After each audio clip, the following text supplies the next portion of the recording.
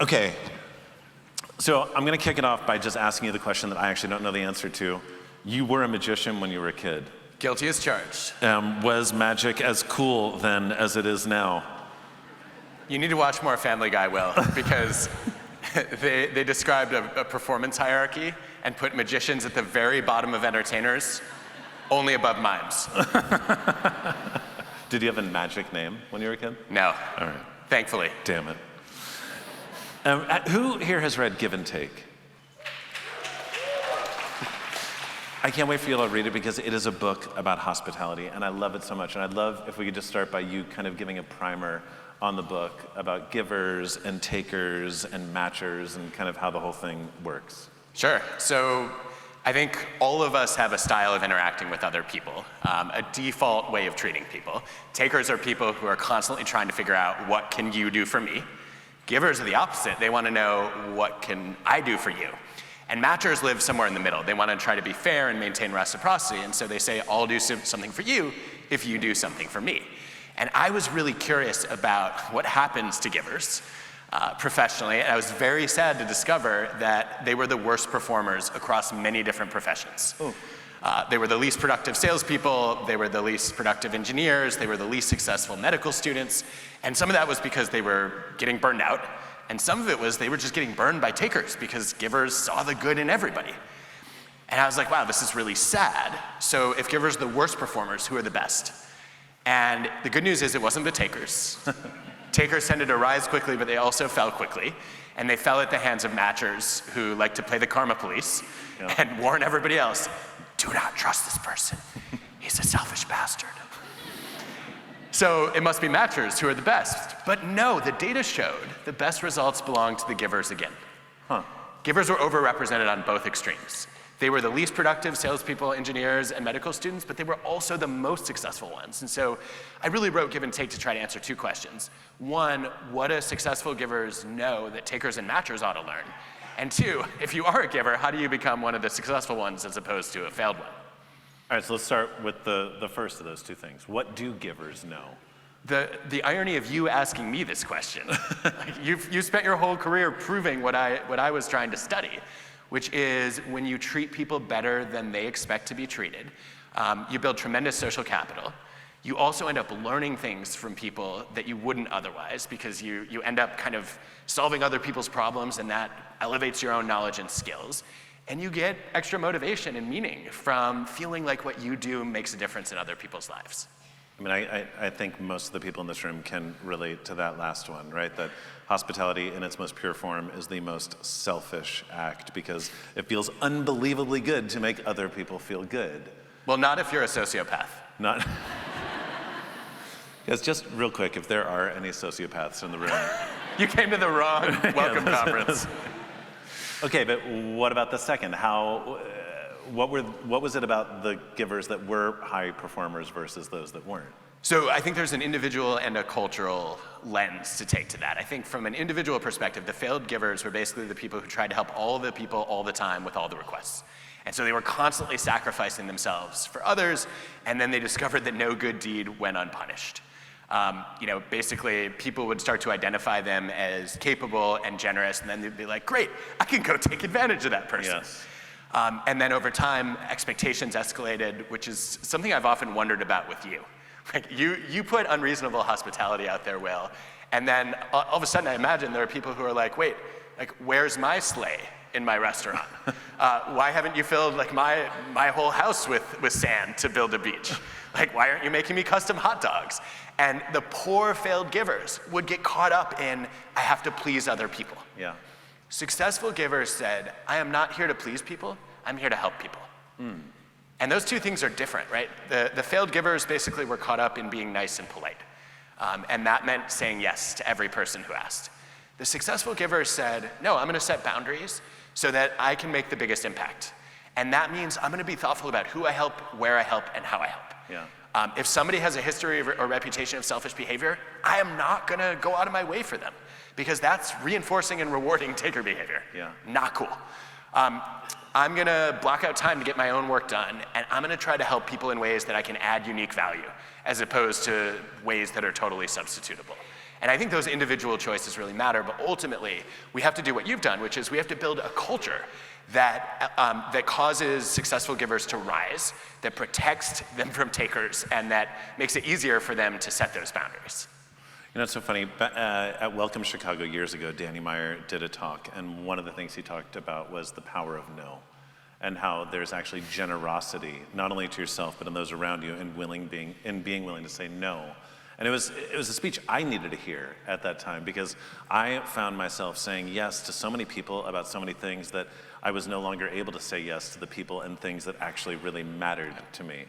And so it was a difficult but quite simple shift to make for myself. What I found was harder was about creating a culture where my team felt permission and an invitation to do the same. And I want to unpack that in a moment. But I think first, like, I'd imagine everyone in this room, one of the questions I hear more often is, how do you hire, right? How do you hire the right people to bring to life cultures of hospitality? And I believe when I was coming up, a lot of the people I respected the most would say, hire for hospitality, train for excellence, almost as if to say that there are some people who are hospitable, there are some that aren't, hire the ones that are, teach them how to do the job. I don't believe that to be true, by the way. I believe everyone has hospitality in them. Perhaps they just haven't worked for someone who's willing to put in the work to inspire it out of them. And I think you can do that through showing them hospitality, showing them how good it feels to give hospitality, or just talking about it a lot. And yet it is still a question that we all grapple with. So in your research, what did you learn about how do you identify givers in that interview process, and how do you not kind of fall victim to someone who acts like they are when they really aren't? So the data completely changed my mind about this. I thought if you want a great hospitality culture, if you want a culture where people are consistently givers, then you should hire the biggest givers. And what the research showed was it is nice to have the right people on your bus, but it is critical to keep the wrong people off your bus. The negative impact of a taker on a hospitality culture is somewhere between double and triple the positive impact of a giver. So think about it this way. One bad apple could spoil a barrel. One good egg just does not make a dozen. Well, I don't know what that means. No, think about it. I would love it if you all look around the room for a second. Just go ahead, look around. Find the most paranoid person here. And I want you to point at them for me. No, you don't actually have to do it. It'll just make them more paranoid. But in a culture, if you let even a few very selfish takers in, the paranoia will start to spread. Only it's not a delusion. Those takers really are out to get you. Whereas if you drop a couple givers into a workplace, you don't get this generosity explosion. More often people are like, great, Will is gonna do all my work for me. Yeah. And so I actually think we have to be vigilant about weeding out the most selfish takers. I think you're right, it's possible to change them, but it's an uphill battle. It might cost you a tremendous amount of time and money, and eventually you might lose some of your best people who are like, why are you letting this person wreak havoc on our organization? And so I think that screening out is really important. Yeah. So should we talk about how? Yeah, please. Okay, I was gonna do it anyway, but thank you for the permission. So, my favorite way to catch a taker, let's get the audience involved in this. So we're gonna think about a taking behavior of theft, stealing from a workplace. Question is, what % of employees do you think steal at least $10 from their employers in a typical month in America? Oh. Think about the theft rate by employees from employers. $10 a month will include cash, IP, materials, and merchandise. By the way, I feel like the answer is going to result in everyone in the room being paranoid now. Well, let's see where this goes. Okay. You might be right. But I'd love to get a show of hands. How many people think the theft rate is 0 to 25%? Raise your hands high so we can find the optimists in the room. Okay, 26 to 50. Oh, that's a lot of you, okay? 51 to 75. Oh, that's a lot too. Okay, 76 to 99. Anyone for 100? Okay, you realize that includes you, right? I said all of America. If you raise your hand, you're saying I am one of the thieves. All right. So take your results with a grain of salt, because I would never judge you based on your answer to one interview question. I would try to triangulate across lots of different signals. But what the data show, Will, is that the higher your estimate that other people are thieves, the greater the odds that you're a thief.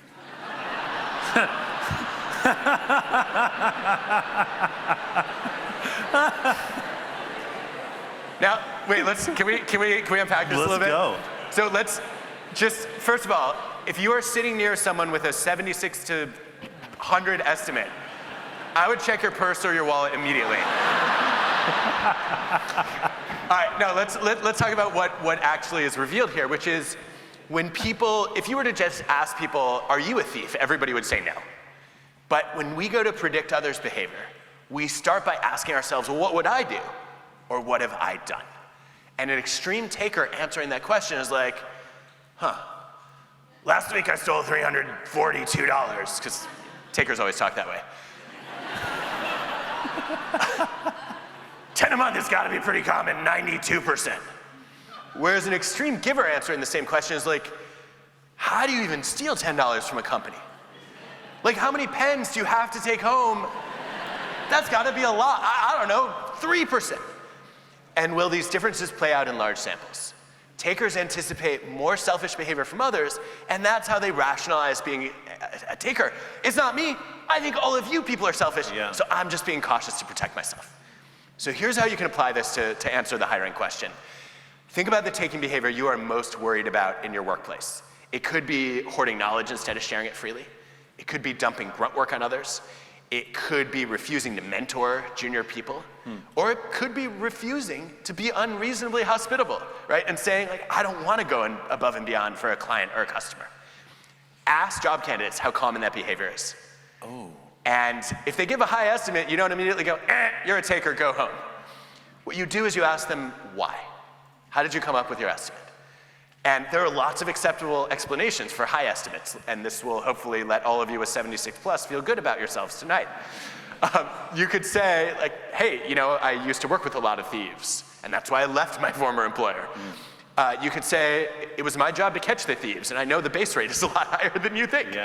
Or you might say, I was including taking food from the workplace cafeteria. I think that's theft, but other people disagree, right? And you just have a broader definition of what taking is. Those are all fine. The deadly answer is when somebody says, I just believe that deep down, human beings are fundamentally selfish, which is code for I'm fundamentally selfish. Watch out for that. So if you're going to ask this question, rather, first ask, were you at the Welcome Conference last year? And if they say yes, just move on to a different question. Yeah, because we just told them how to game the system. Give a very low estimate.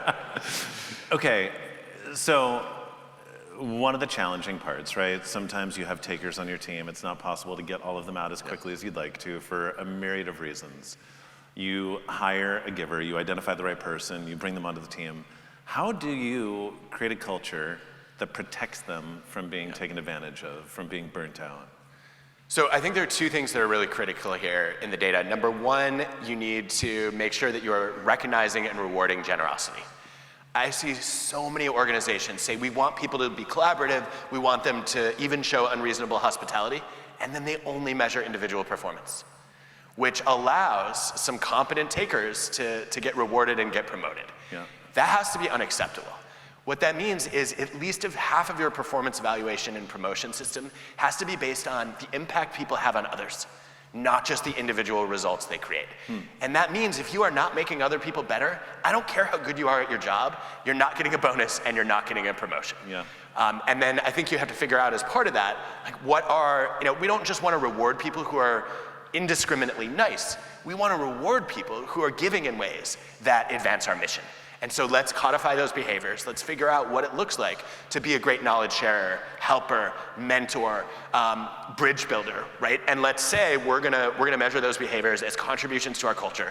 And you're gonna get paid and promoted on the basis of doing those well, not just your job description well. That's part one. How have you thought about doing that? Well, I mean, it's one of the things that I hear so often from people who work with big companies, that a lot of the reticence to get on board with the hospitality mindset is that it's hard to measure, whether it's the impact someone has on their colleagues or the impact something has on the customers, because in most big companies, what gets measured is what gets managed, and clearly calculating an ROI on graciousness or supporting others is challenging. As you wrote it and you were going around talking, are there any companies that did that in a Yeah. unique way that we can learn from? Yeah, I think the best example I've seen is Corning. So they made the Gorilla Glass for the iPhone and the iPad. And they created a program that was basically, if you were named a Corning Fellow, you got a job for life and a lab for life. And this is a very coveted honor. So the question is, how do you get Corning Fellow status? And their first criterion was you had to be the lead author on a patent that was worth at least 100 million US dollars. Okay, easy. Yeah. Check. And if you do check that box, most companies would stop there. If you're that kind of innovation genius, that's all we need to know about you.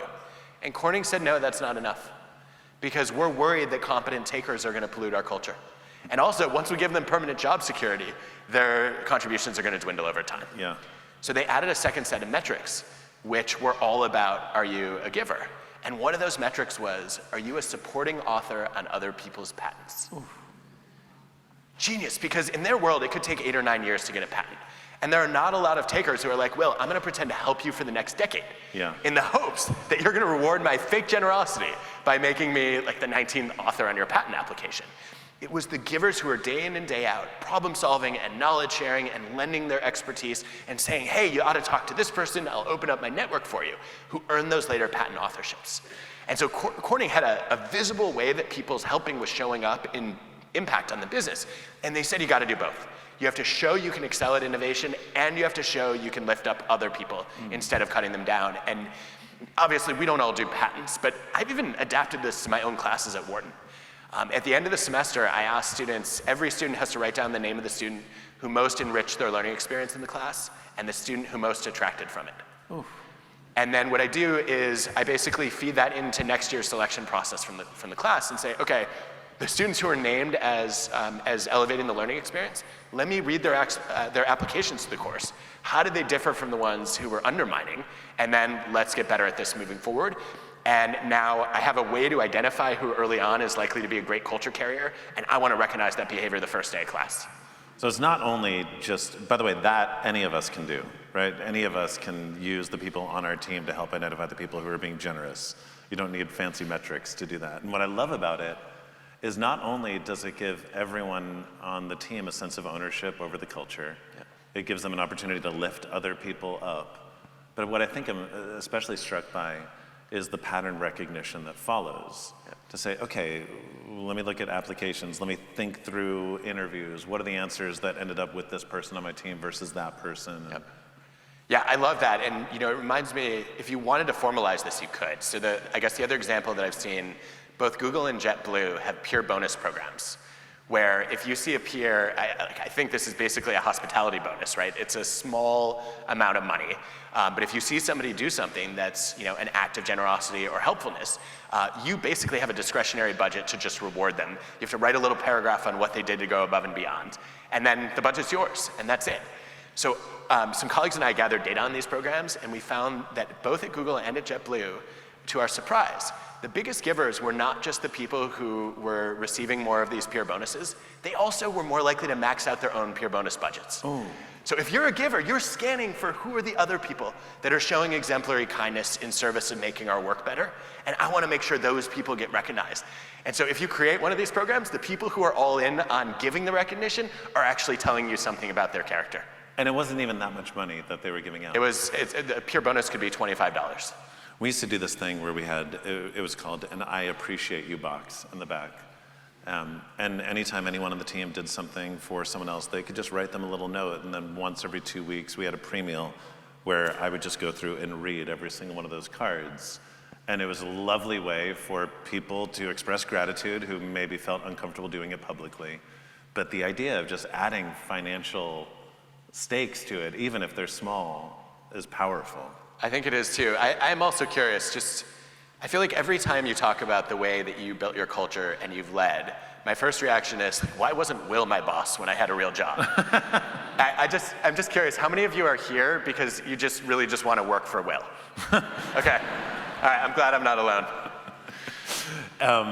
No, one thing you said before, which I want to unpack a little bit because I think it's important, is in the restaurant when we started doing really, really nice things for other people, was there ever blowback from the people that we couldn't do something over the top for? And my belief around this is kind of threefold. One, the crazy over-the-top gestures we do for certain people, yes, you could not scale them. Although we should never limit our innovations only to those you can scale. That is the best way to make sure you will not be innovative. Do unscalable things all the time. But kind of to Jesse's talk, like we did find a lot of ways to scale a bunch of this stuff. And yet, still, not everyone would get something. Here's the thing though, I think when you empower and mobilize a culture where everyone is inspired and given the resources to give consistently, they feel so much better that even someone in the room that was not directly receiving a gesture feels the heightened level of service. Here's a story I learned recently. I was talking to a guy in Sarasota who owns 2 UPS stores. And he read Unreasonable Hospitality. He wanted to share the story of how he put it in practice. And he basically mandated with his team that everyone on the team had to give one customer a day a comp. So they had to comp up to $40 of someone's purchase. I don't think anyone here would ever characterize UPS as being one of the most hospitable places on earth, right? and yet they did this, and there was like 3 impacts to it. One, the people who received a comp, I mean, they were losing their friggin' minds, right? If you walk into a UPS store and they're like, hey, you know what? It's with my compliments today. You would lose it, right? That's a story you would go on to tell. 2, it was great for the people in the team. Because while they had to do it in the beginning, now they got to do it, right? Like they had never been on the receiving end of profound appreciation from customers because no one's that excited to go make copies or ship something. But people were like, hey, that is so unbelievably kind of you. They were energized by that affirmation. But the third win was for everyone else that did not receive a comp because while they had to give the comp in the beginning, now they loved doing it so much, now they got to, but they only got to do it once. And so they had to be so present with every single person that came in to decide who deserved it the most. Was it someone that was having a good day that they wanted to celebrate, or was it someone having a bad day that just needed something to go right? And they were more present and more engaged with every single customer, and it apparently transformed the entire organization. I love this example. I think it's such a powerful way to put a team in the driver's seat. Yeah. And say, okay, we want you to figure out where your generosity is best directed. And we want you to experience the benefit of that, and you hope that has a ripple effect on the culture.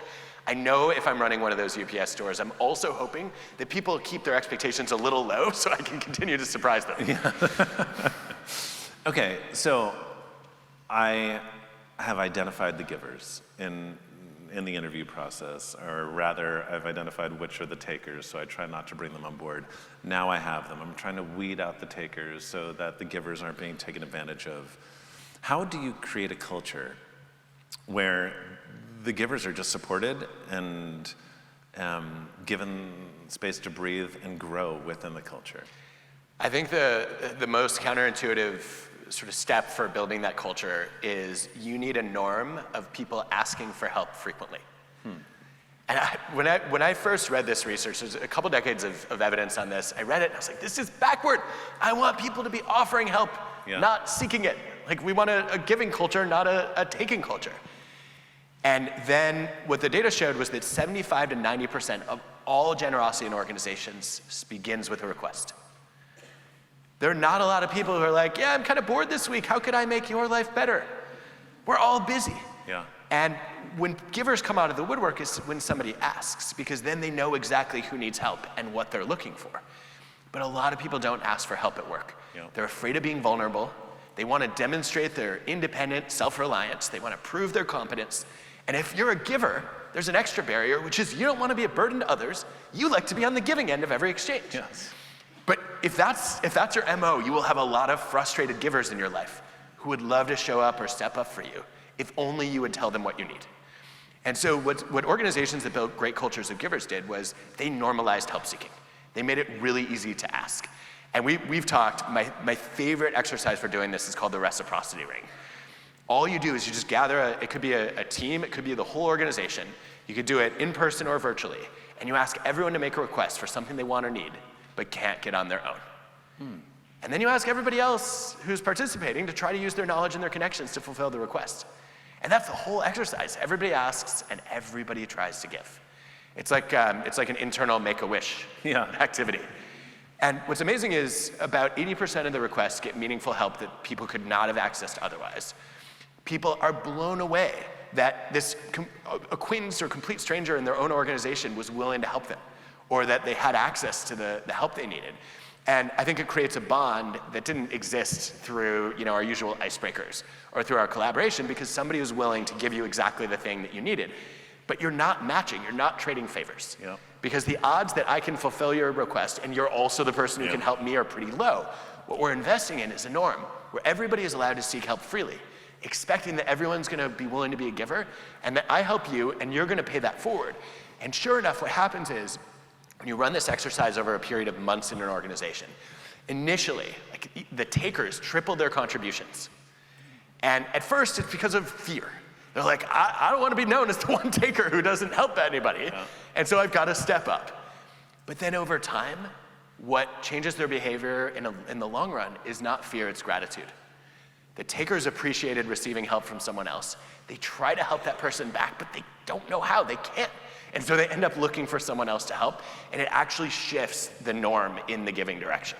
Well, I'd imagine they get addicted to how good it feels when they actually help someone. I think that happens for some of them, and the others... I feel like I'm trying to be really idealistic, and Adam's like, no, they just suck. No. Look, I think there's a range, right? People have different motivations for being takers. Sometimes they're selfish because they overgeneralized, having been exploited once. Like, I've got to look out for number one. And all it takes is one addictive experience of generosity to reset that, right? Other times, people genuinely are, deep down, like they thought through a value system of believing that I need to step on others to get ahead. And I think it's harder to convert that person. We started today talking about the word intention, and I think there's a theme that's starting to present itself, this idea that you can systemize some of the stuff, and that exercise, it's almost reckless to not bring it home and try it with your team. And we have talked about this before, and we've now done it with my group, and God, it is wild. Because when you talk about what you need help with, it's not just in work. It can be about in work or in life, and it brings people closer together. I mean, you will see some wildly unexpected requests, like, my dream is to see a Bengal tiger in the wild. You're like, that's what you asked for? You can ask for anything. And the guy's like, you don't understand. Growing up, I was a tiger for Halloween every year. You're like, okay, I guess you really want that. You will see people... And then someone's like, I actually own a Bengal tiger. I mean, it gets weird sometimes. In a past life, I was a Bengal tiger. I can help you with this. But you see, people who have worked together for years or decades will say, I actually have a child with special needs, and I'm, looking for this kind of care, and they'd never opened up about that before. You will see people tell you how they're trying to help their extended family, their neighbors, and I mean, those are my favorite requests. When somebody has a chance to ask for anything, and they make the ask on behalf of someone else they're trying to help, I'm like, that is the ultimate test of a giver. Yeah. Okay, we're in a room filled with hospitality people, many of whom are in the restaurant business or the hotel business, but we have people from pretty much every industry represented here. Around the principles of give and take, just before we leave, what's just the one thing that you would want to leave this group with? What's one piece of advice that they can take with them?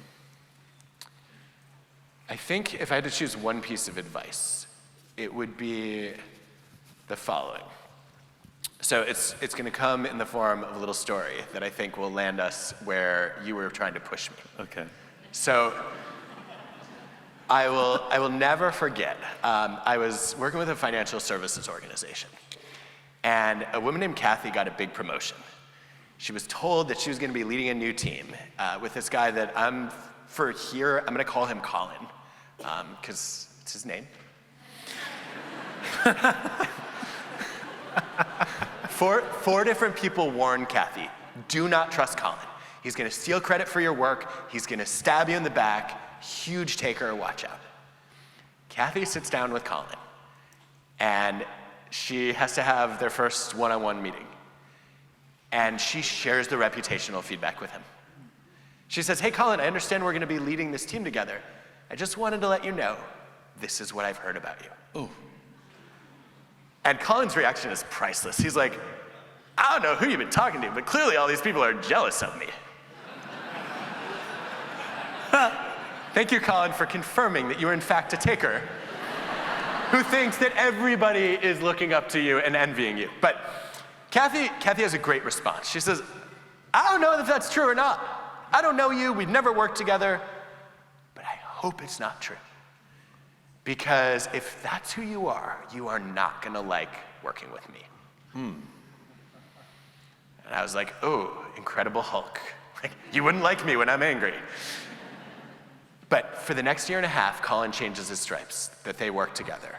He shares credit for work that he's done. He shines a spotlight on others. He volunteers for unpopular projects. He goes out of his way to mentor junior people without getting any glory. And what I think the genius of what Kathy did was she made his reputation visible to him. And then she invited him to earn another one. And I think, Will, this goes to your point that in the long run, great hospitality is the most self-serving thing you can do. Yeah. Because Colin realized if he wanted to succeed working with Kathy, he had to figure out a different way of operating. And the great thing about working with somebody who's not on board with unreasonable hospitality is if you figure out what their motivations and values are, you can show them that hospitality is the best long-term strategy for fulfilling those goals. And I think that actually makes it easier to work with them, and it brings out the better angels of their nature. And I think the message to them, I used to get this message wrong. I used to think we have to convince people that givers are always more successful than takers and matchers, and that cultures of givers are better than taking and matching cultures. And empirically, I can tell you that on average that is true in the long run. But it's not always gonna work in every case or by every metric. You don't need to make that argument. All you have to convince people of is the fact that there are multiple paths to success, and the most meaningful way to succeed is to try to help other people succeed. Ladies and gentlemen, Adam Graham. Thank you. Thank you.